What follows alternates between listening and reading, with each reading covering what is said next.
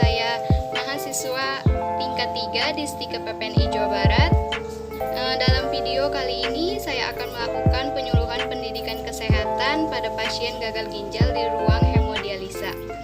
Tujuan dilakukannya penyuluhan ini untuk mengetahui nutrisi yang tepat pada pasien hemodialisa, lalu gambaran umum hemodialisa, tujuan diet untuk pasien hemodialisa, dan makanan yang dianjurkan dan yang tidak dianjurkan untuk pasien hemodialisa.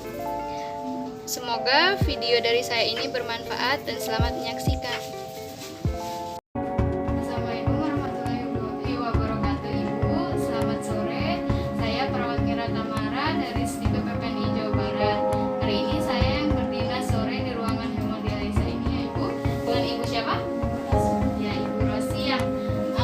Hari ini kita akan melakukan sosialisasi. Saya akan melakukan pendidikan kesehatan pada Ibu dengan judul kebutuhan nutrisi yang tepat untuk pasien hemodialisa. Untuk waktunya Ibu kurang lebih 20 menit. Apakah Ibu bersedia? Bersedia.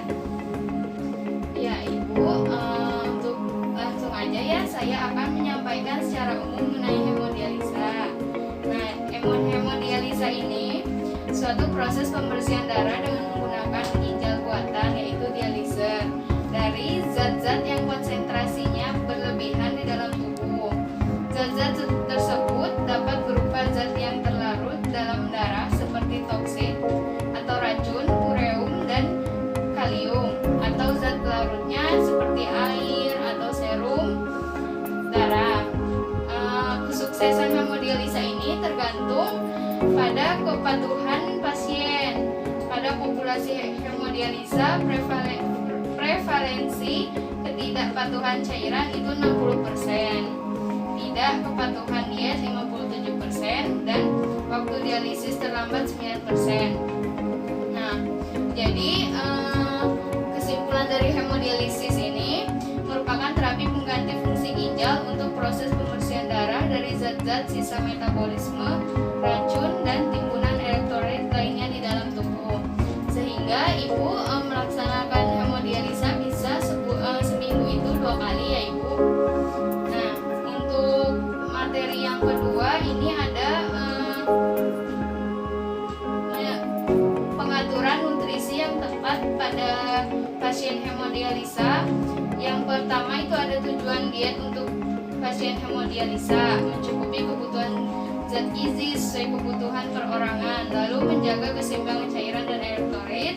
Yang ketiga, menjaga agar penumpukan produksi sisa metabolisme protein tidak berlebihan.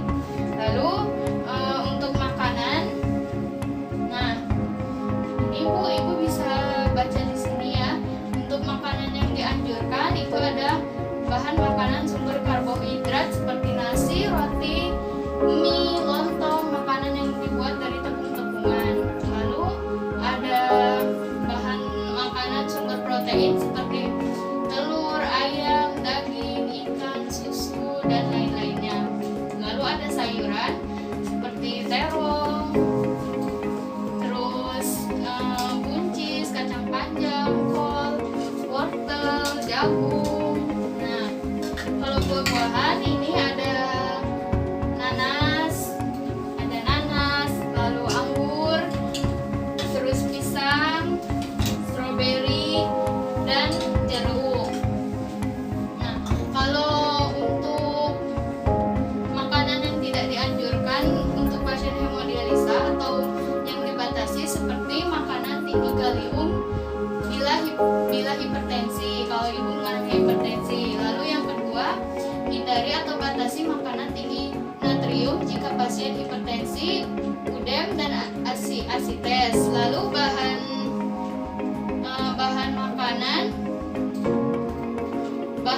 makanan tinggi natrium diantaranya seperti garam, penyedap rasa, kaldu kering, makanan yang diawetkan, dikeringkan, dan diasinkan seperti ini, seperti denci, seperti itu ya Bu.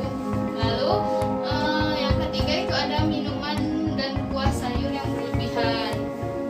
Nah, dari materi yang sudah saya jelaskan, apakah Ibu ada pertanyaan atau ada yang ingin ditanyakan?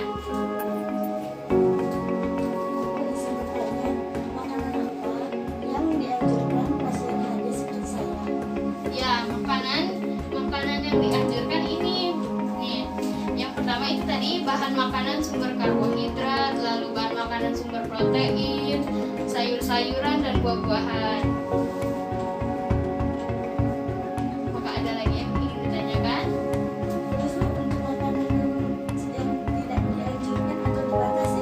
Kalau untuk makanan yang dibatasi seperti makanan tinggi kalium bila ibu mengalami hipertensi, lalu hindari atau batasi makanan tinggi natrium seperti makan makanan yang diawetkan, kaleng, ikan asin, lalu ada air minum dan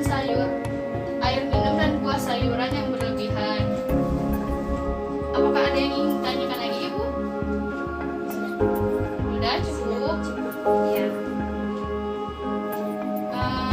Untuk selanjutnya, jika ibu tidak ada lagi pertanyaan, jadi saya simpulkan ya ibu. Nah, jadi hemodialisis ini terapi pengganti ginjal melalui dializer. Nah, makanan yang tadi bisa ibu makan atau yang dianjurkan seperti yang karbohidrat, protein, sayuran dan buah-buahan. Lalu yang tidak dianjurkannya makanan tinggi kalium, natrium dan air minum dalam buah yang berlebihan. Mungkin cukup sekian yang bisa saya sampaikan tentang pendidikan kesehatan, kebutuhan nutrisi yang tepat untuk pasien hemodialisa di ruang hemodialisa ini.